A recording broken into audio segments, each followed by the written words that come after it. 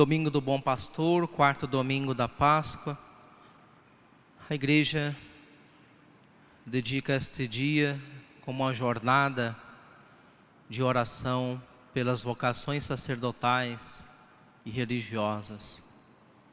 De fato, Jesus Cristo é o nosso pastor, o bom pastor das nossas almas, como nós ouvimos no texto do Evangelho de João, no capítulo 10.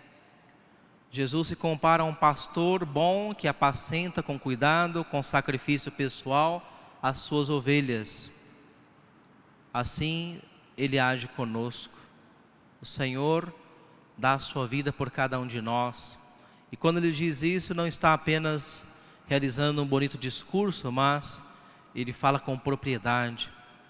Celebramos agora há pouco a Semana Santa e nos recordamos vivamente daquelas cenas duras da paixão, na qual Jesus realizou o seu plano de amor. Ele mesmo declara no Evangelho, não há maior prova de amor do que dar a vida pelos seus amigos. Jesus deu sua vida por nós, morrendo na cruz, e assim se constituiu em pastor universal de toda a humanidade, de todos aqueles que aceitam o seu nome, que professam a fé, todos aqueles que aceitam receber dele a sua graça. É um dia também de rezar por todos os sacerdotes, porque justamente Cristo quis que a sua obra salvífica, que o seu pastoreio se perpetuasse diretamente pela sua graça, mas também visivelmente através dos sagrados pastores que ele instituiu. Ao constituir a Igreja Católica como uma sociedade organizada de forma hierárquica, Jesus deixou estabelecido para nós esse princípio. A Igreja tem uma hierarquia, e justamente aqueles que ocupam o lugar da hierarquia da Igreja são os sagrados pastores. O Papa, que encabeça a hierarquia da Igreja, os bispos em comunhão com ele e os presbíteros, os sacerdotes, os padres, como comumente os chamamos. Esses têm o ofício de pastor, de serem, em nome de Jesus Cristo, condutores do povo de Deus. Por isso, Santo Agostinho vai dizer, quando é eleito bispo, ele diz, convosco sou cristão, para vós eu sou bispo. O primeiro cargo é uma honra e uma graça, e o segundo me faz tremer diante da responsabilidade. É verdade. É necessário então esta jornada de oração e muitas outras ao longo do ano. É preciso rezarmos sempre por todos os pastores da igreja, porque a missão que nós recebemos supera infinitamente as nossas forças, não é verdade? Se nós temos que ser modelo do rebanho, a imagem de Jesus Cristo, bom pastor, então, claramente, sabemos que é uma missão que supera as nossas forças.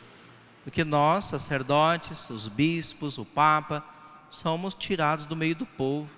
Somos cristãos que saem de uma família, de uma sociedade, de uma cultura, de uma realidade concreta. E como todos temos defeitos, limitações, que podem ser um empecilho para que Cristo, bom pastor, continue atuando através de nós. É preciso, portanto, sempre rezar muito por todas as vocações sacerdotais, a fim de que sejamos o menos empecilho possível para Cristo, a fim de que as nossas vidas seja uma forma pela qual Cristo possa alcançar as almas.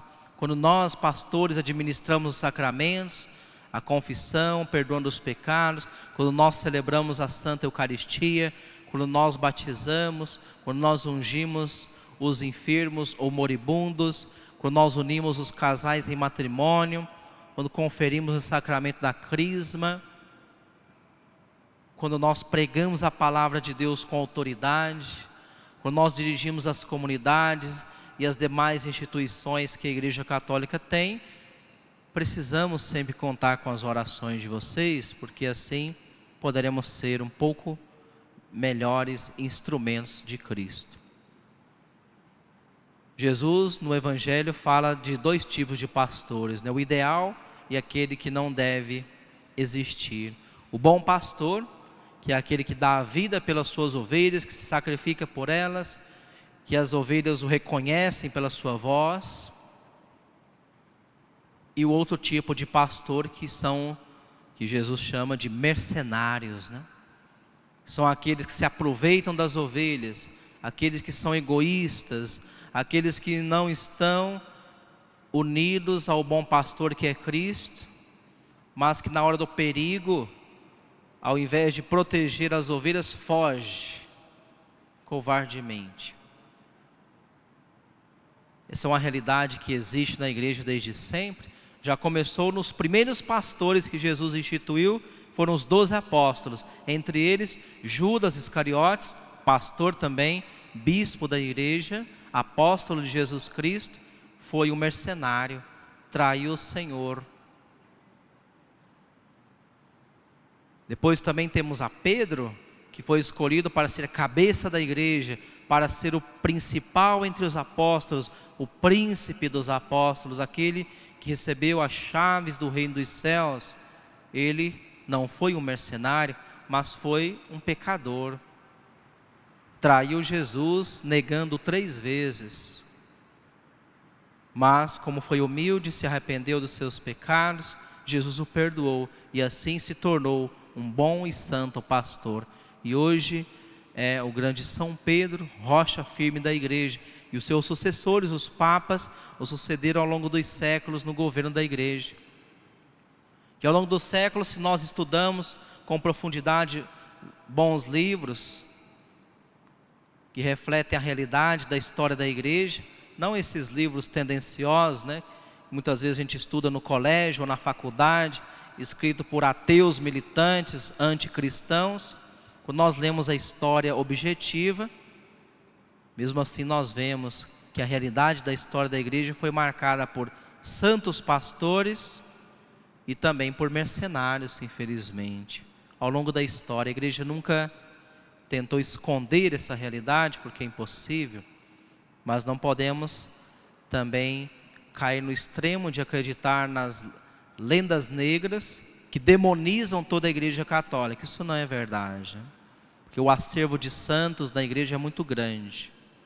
Mas é verdade que houve maus pastores, sacerdotes, bispos e até papas que não foram fiéis à sua vocação, que realizaram desserviço para a igreja, que não estiveram alinhados com Jesus Cristo, o bom pastor, e causaram dano na Santa Igreja de Deus.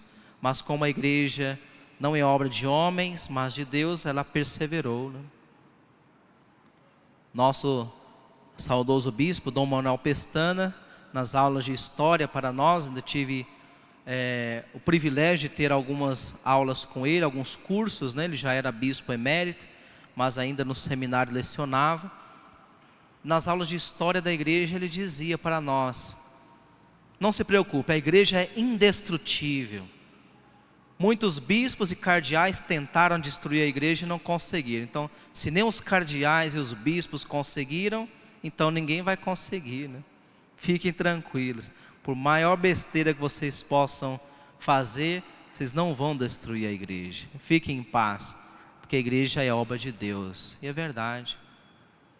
Temos então, irmãos e irmãs, que assumir o nosso papel de cristãos e rezar muito pelos pastores sagrados, para que não sejam mercenários, mas bons pastores, a exemplo de São Pedro, de tantos outros santos padres, papas, bispos, tantos outros que nos precederam, tantos outros que vivem hoje no meio de nós.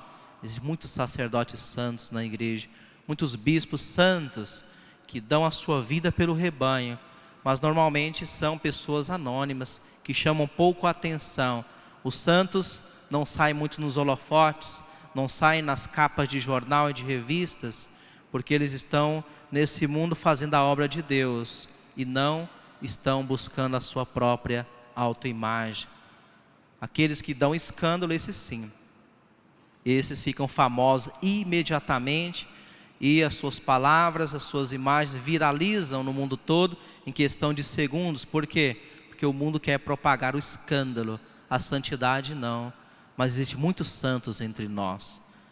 Saibamos olhar o exemplo dos santos e nos animemos também a buscar a santidade para impulsionar os nossos sagrados pastores a serem imagem de Cristo, bom pastor, e assim faremos a obra de Deus, assim contribuiremos todos nós, leigos e ministros ordenados, nesta obra de Deus que visa a salvação de todas as almas. Creio em Deus Pai, todo